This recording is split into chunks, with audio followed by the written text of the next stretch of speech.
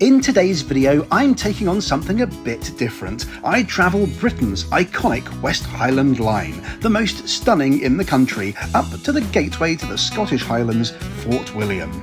I'll be taken on a private, guided tour of the stunning Highland Titles Nature Reserve for the day, and I find out there's a lot more to conservation than I realised. From there, I set my sights on going home the fun way. What better way to head back to London than on Europe's best sleeper train, the Caledonian Sleeper? I take a prestigious club room with ensuite for the 12.5 hours south to London, going from nowhere to somewhere and experiencing the magic of sleeper train travel. Come with me and enjoy the video. We're off on the Caledonian Sleeper from Fort William to London, but first we have to get to the Highlands.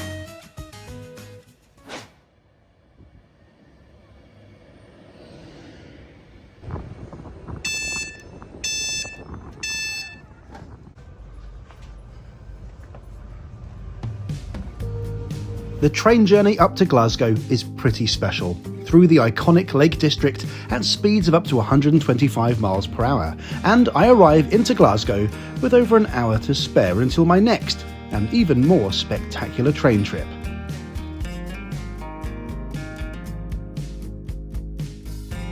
As I've got an onward train ticket, I can use the bus between Central and Queen Street stations instead of paying the usual £1.50 fare.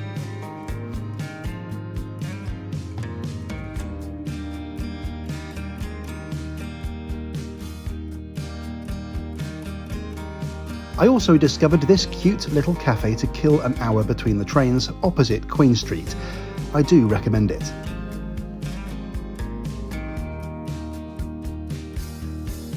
Finally off to Fort William, and this is one of the most spectacular journeys in the whole country.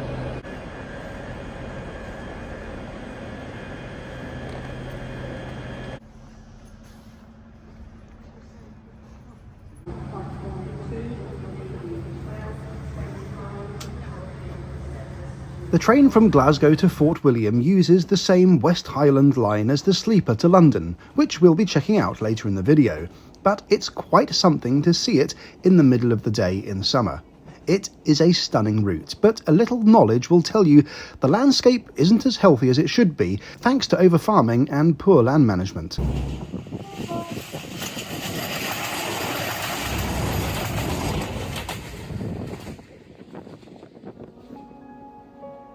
This beautiful part of Scotland is in need of protection, and tomorrow I'll be getting a personal tour of a nature reserve which is trying to do just that. It's run by Highland Titles, who have covered all of the costs of my trip and are sponsoring this video, but more about them a bit later.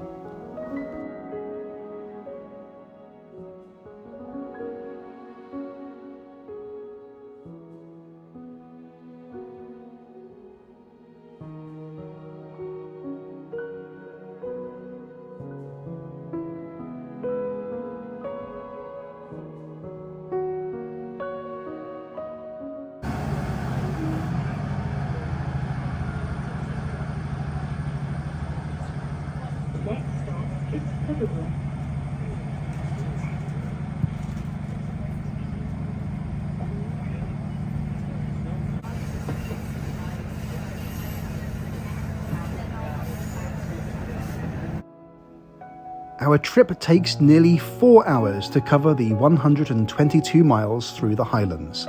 I've covered more than 95% of the British rail network, and I have to say, the West Highland line is my number one. This is Fort William. This train is hot 9. And here we are, welcome to the Scottish Highlands, and welcome to Fort William.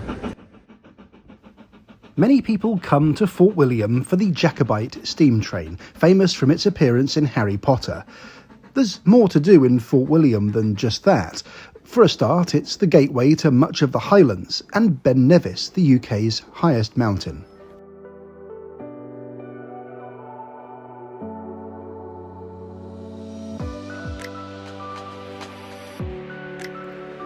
Fort William itself is a decent little town. Its name in Scots Gaelic, in Euston, means fort or garrison, and the old fort can still be visited. It's a smart but humble place, with a few attractions of its own. but I'm not here for any of them. It's early afternoon and today's the day that I get to go to the Highland Titles Nature Reserve down in Duror near Glasgow. And as I said earlier, Highland Titles have taken care of absolutely everything for this trip except they forgot to book the good weather. So we're going to see how today turns out. Hopefully the rain stays off.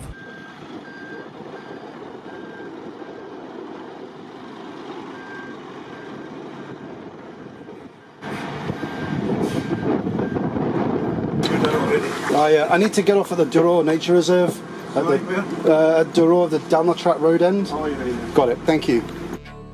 The number 918 bus will take you from Fort William to the reserve. The ride is about 45 minutes alongside Loch Linney, and as you can see, even in the summer you aren't guaranteed good weather. The scenery doesn't become so green and lush without a bit of water though, I guess.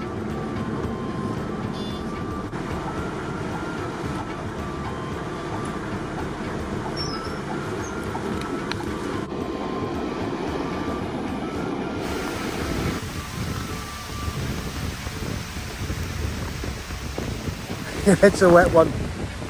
Whoa! Thankfully it's just a short walk. I'm getting a personal guided tour from one of the rangers, Stuart, and I'm eager to meet him, and not just to get out of the rain. Stuart! How do you do? I'm good, how are you? Not bad, thanks.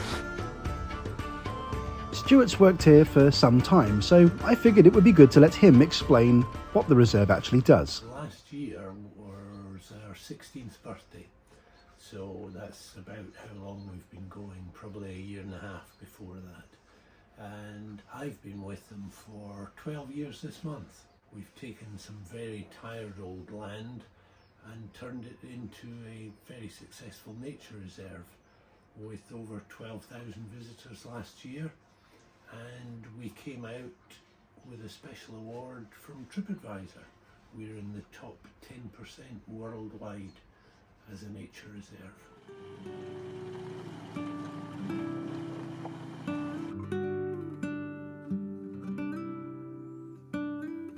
Two years ago, this looked like that nice area up there. It was commercially planted with Sitka spruce.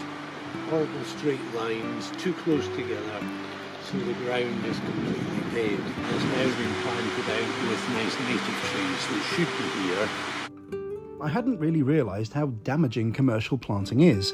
These densely packed trees aren't native and cause the forest floor to be totally dark, stifling other life. The reserve is planting Scots pine, an indigenous species which was almost wiped out when Scotland lost most of its pine forests owing to aggressive farming and sheep grazing. As well as looking after the plants and trees, there are a whole host of other small projects going on, including a fully stocked lake with brown trout and even beekeeping with hives designed by local schoolchildren. During my tour, it was time to feed 2 gorgeous Highland calves and get my hands dirty. Or clean, depending on how you view things. Well, who'd have thought that running this channel would ever have brought me here? What a beautiful place. At least it is now that the rain stopped. Oh boy. How old are these? These are about 22 weeks now.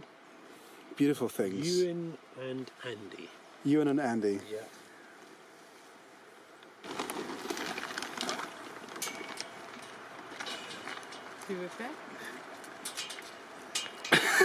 Greedy, hey? Oh, very.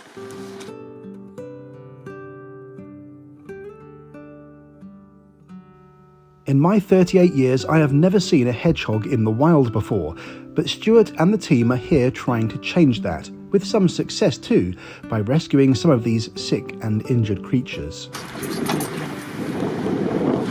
So this is the hedgehog hospital. Yes. So, oh, look at these. Rather cunningly run on solar power. And it's very much like being in hospital. You get your weight taken when you come in, so this one was male, only 317 grams, so that's quite small. But by the time it left, It was 963 when Wow. it was released. This is just one patient's notes, basically. Yeah, basically. There's medicines that we can't prescribe, Yeah. but Sophie could, the veteran nurse. Yeah.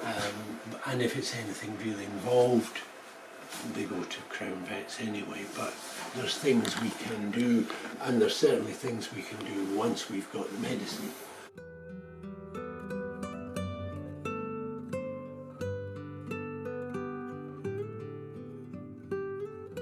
And what was really heartening and amazing about the hedgehog story is that we now meet people in the village who come up to me and say, "Oh, I saw a hedgehog in my garden." Birdwatchers might enjoy the bird hides located by the lake, although sadly others had seen plenty. The rain seemed to have kept away the birds from me today. What are they, otters? Is it just a fish? Yeah, it's just a trout. Blimey. As I've got older, I've become a lot more environmentally conscious and travelling much more by train over flying. And this visit really drummed home to me how special our natural world is. I had no idea what I was signing up to here, but the people at Highland Titles are doing incredible work in their small corner of Scotland. What's your favourite thing about working at Highland Titles? I'm 72 and I've had a raft of amazing jobs. This is undoubtedly the best. It's the variety, it's crowdfunding for nature. I'm really pleased I got invited, and I have my own plot of Highland Titles Nature Reserve land. You can buy a plot of conservation land as a gift, a unique gift. You can get a certificate deeming you to be the lord or lady, or even a Scottish laird, of your conservation plot. Each purchase helps massively with the conservation efforts here and at 3 other reserves in Scotland, plus another in Northern Ireland. You can come visit your plot, hopefully by environmentally friendly means like the train and bus, with a direct sleeper from London dropping you off a short bus ride from the reserve here in Duror. Plots range from $35 to $300, and you can get 25% off with discount code TRAVEL25. They're lovely people, and my visit really opened my eyes. They even gave me a lift into town to catch a more convenient bus back.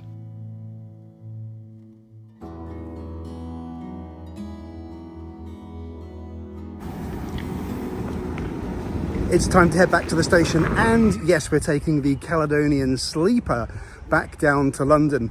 I did actually try this train when the new carriages were launched in early 2020, and I had quite a mixed experience, so I'm looking forward to seeing how it shapes up today in 2024. The Sleeper is now a premium experience with premium prices, and it fails to deliver regularly. I've travelled this service twice now and had the shower problem both times, and neither time did we arrive punctually. That was 2019.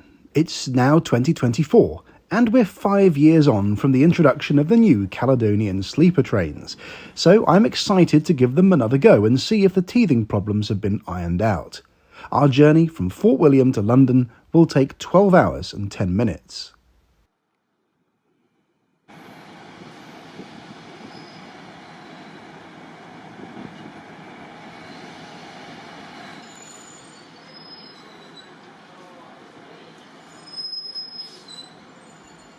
Caledonian Sleeper's unusual livery features buck antlers, but you'll notice one has 3 prongs and the other only has 2, and this refers to the geography of their route.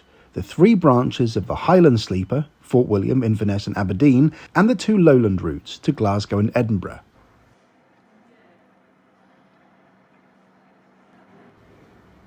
Our train is taken from the sidings, where it's lain since 10 AM after working the inbound train, and back into the platform ready to be prepared for departure. There are 3 sleeper cars, 1 club car and 1 seated car available from Fort William.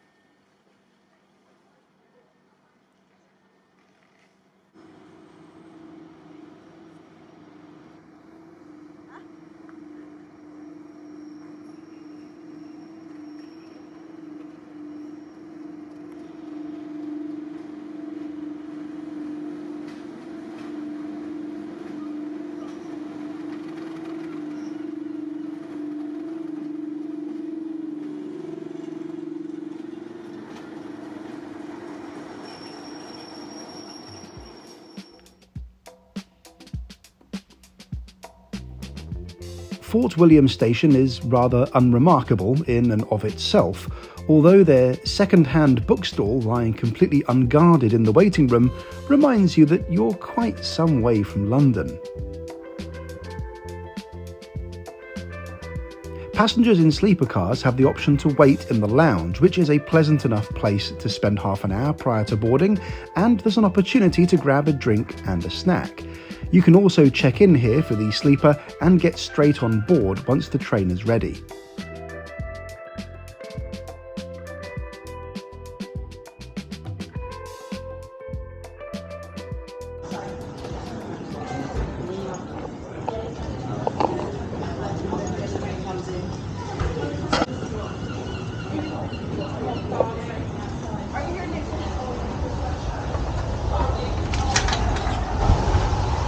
It is narrow down here. Wow. I'd forgotten just how narrow this was. We are all the way down the end in number 1. These sleepers were delivered in 2019, having been manufactured in Spain by train manufacturer CAF. I do really like the design of the train, although time will tell if I discover any of the issues that have plagued my trips when the train first launched. This is a club room with ensuite shower. About half of the sleepers on the train have the ensuite and the rest do not. We'll do a room tour just before bed so we can get a proper look at this beautiful ensuite berth, but there's an important piece of admin I've got to do before we set off.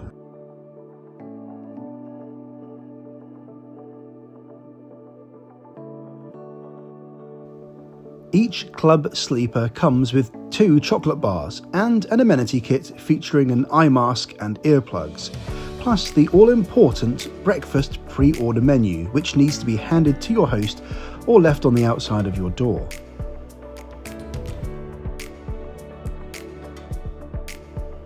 These are really smart trains, and one of the best things about them is they come with the ability to lock the cabin both from the inside and the outside.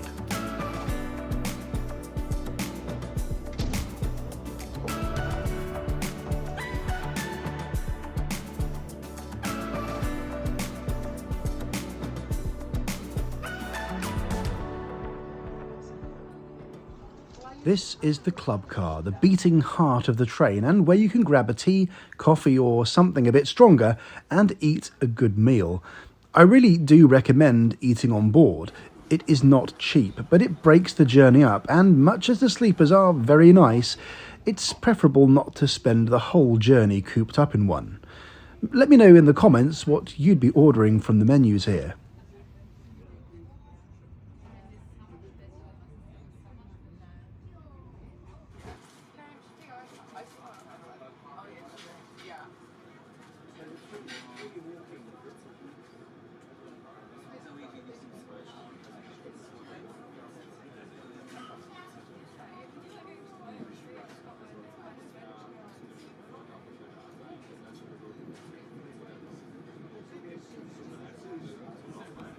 I do still have one complaint about the club car.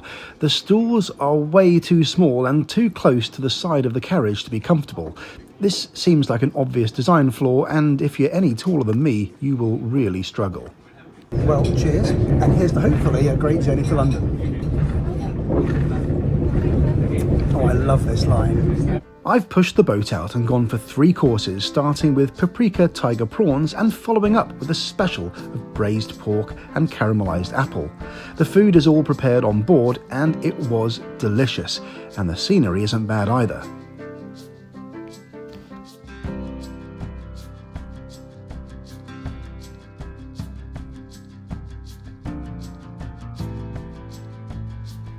Dessert arrives as we pull into the famous Duror station. This is the highest railway station in the UK at 410 metres above sea level and is not accessible by any public roads, the nearest 10 miles away.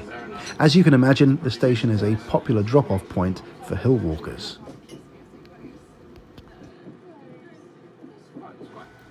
Rannoch is up next and is a passing loop, and along with Duror is one of few places in the UK where trains pass each other on the right.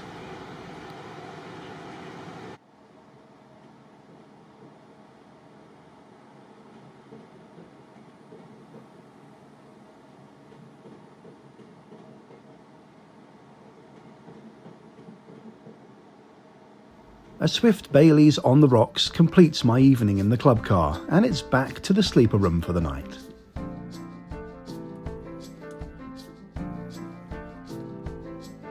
Each mattress is 180 centimetres long and 65 centimetres wide, which will fit most people. The bedding is really good. It's very soft and clean. I'd say overall this sleeper cabin is probably the best designed in Europe, save for perhaps the very newest night jet trains in Central Europe, which I prefer slightly as the beds are set longitudinally against the wall rather than lying across the width of the carriage. One thing Caledonian Sleeper doesn't lack is character and ambience. It has both of these in spades, and pleasingly, everything was working and in really good order in my sleeper. Not bad for 5 years continuous use, and a definite improvement on the last time I used them. Here's one thing it's definitely easy to miss. If you choose to eat breakfast in the sleeper or get room service for dinner, there is a sturdy fold-out table.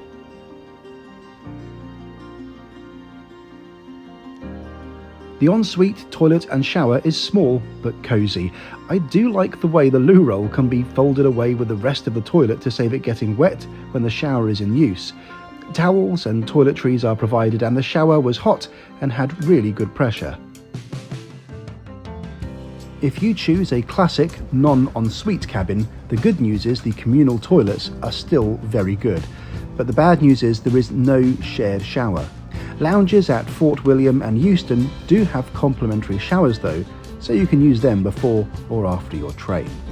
One of the things I love to do on a sleeper train when we're just getting the end of the daylight and heading into pitch darkness is to turn off all the lights in the berth and have a look outside. It is a really magical thing to do.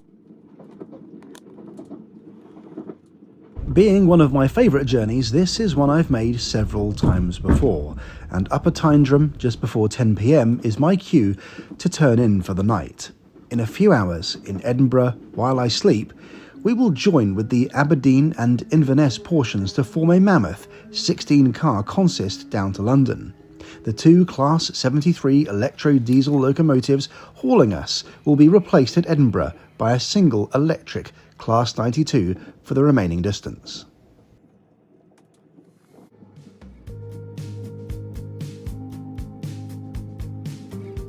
So good morning from near Nuneaton on the West Coast Main Line. It took me a few minutes to find the lounge car this morning.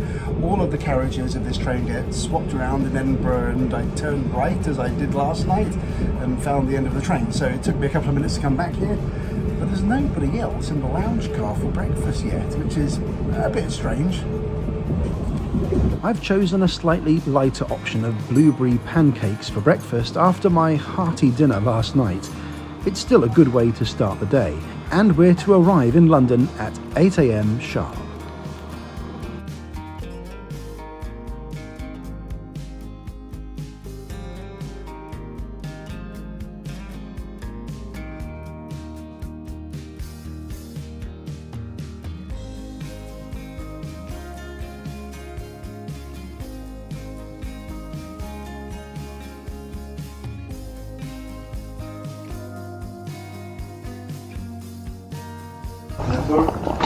The train needs to be vacated before 8. You are getting for travel.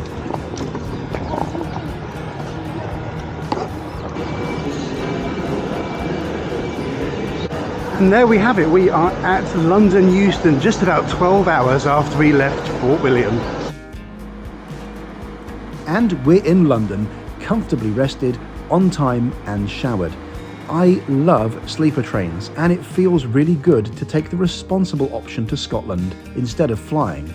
I had a fantastic time in the Highlands, and I'm very grateful to Highland Titles for their kind sponsorship and for showing me the important work they're doing.